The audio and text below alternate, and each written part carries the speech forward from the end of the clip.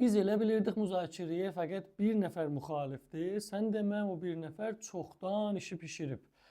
Trump'ın açıqlaması ilə bildik ki, İran və Amerika şənbə günü üst düzey, yəni indi artıq bilirik ki, vəzir-i xaricələr səthində müzakirə edəcək. İran əl çəkmir ki, yox. Müzakirə qeyri-müstəqimdir.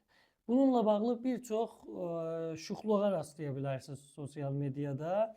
Fikr edirəm ki, durumun xülasəsi bundan ibarət. طرف‌های مذاکره مستقیم چه کسانی هست؟ شما هستید؟ طرف‌ها ما مذاکرات تقریبا اطلاعی که ما داریم آقای بیتکاف به اصطلاح میان برای این مذاکرات و از طرف ایران هم بنده هست. همونجور که مقامات کشورمون هم اعلام کردن روز شنبه هیچ تصویر دو نفره ای از ویتکاف عراقچی نباید منتشر بشه. İndi biri gəlib desə ki, Amerika ilə müzakirə eləyən sizdir, deyəcəklər tohum bir rəhbərdir. Ay Xameneinin dediği buydu da. مذاکره کردن عاقلانه نیست، هوشمندانه نیست، شرافتمندانه نیست. Nəfəslərin sinədə həbs olduğu, gözlərin şənbə günü müzakirələrə mütəmərkiz olduğu bir əhvalatda yenə qarşınızdayım. Mən Taha Kermani, siz Şirinçaya baxırsınız.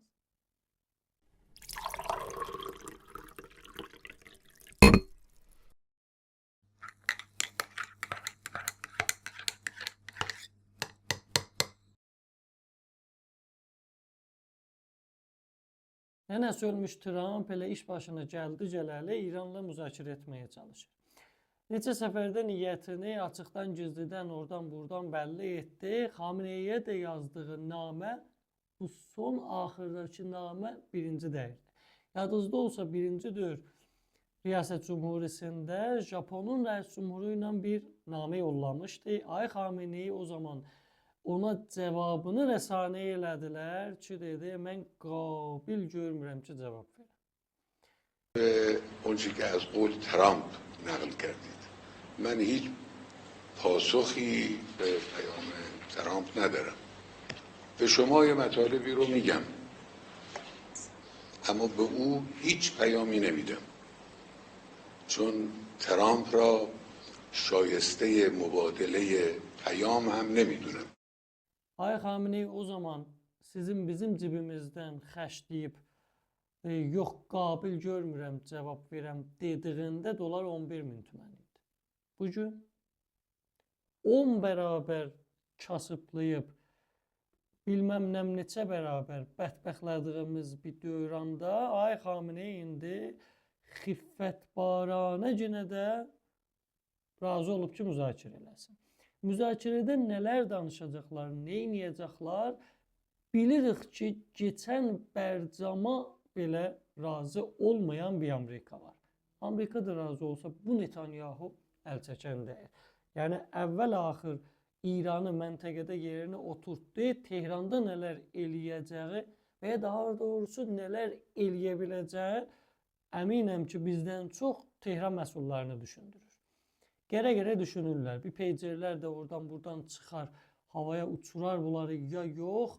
İnanın ki, sevinənlərdən deyirəm. Bu günlərdə ki, Amerikanın İrana həmləsi möhtəməl görünüb, danışılır. Bütün haradasa uzmanların nəzərinə görə Qozinə-i Nizami əvvəl-axır İranın qapısını çalacaq, istres üstünə yüklənir. Bunlara ki, bir şey olan deyil, olsa da canı cəhənnəmə biz bilirik ki, ən çox zərəri də yenə yazıq beçara çarəsiz, kimsəsiz millət görəcək. Bu vəziyyətdə nə olacaq müzakirələrdən bilmirəm, amma günü-gündən kasıblaşan, hələ daha bugün baharın ilk günlərində, həftələrində belə bərqin suyun olmadığı bir məmləkətdə necə yay bizi gözləyir düşünmək, təxmin eləmək çox-çox çətindir.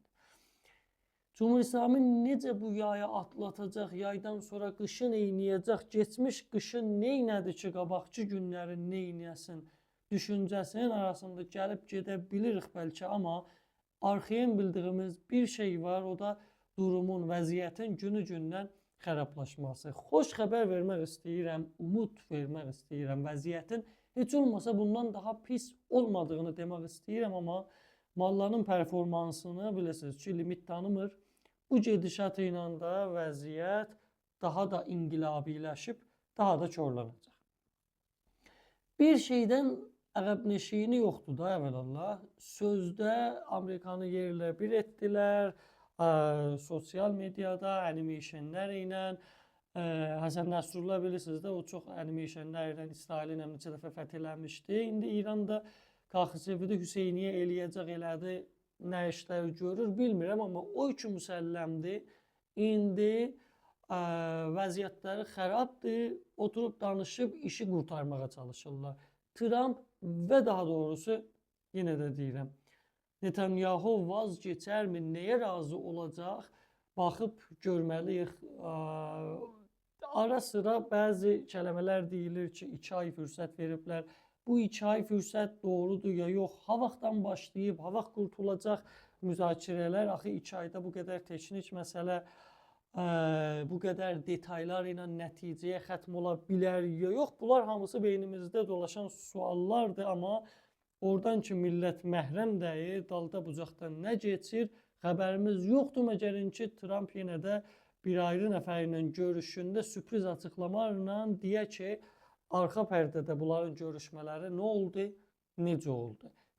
Feylən hökumət neynimnəcəliyim kasası əlində qapı-qapı gəzir, dolanır Rusiyadan, Çindən ki, bu müzakirələrdə əlini gücləndirsin. Amma sabah başlayır, baxaq görək müzakirə dediyimiz necə qabağa gedəcək.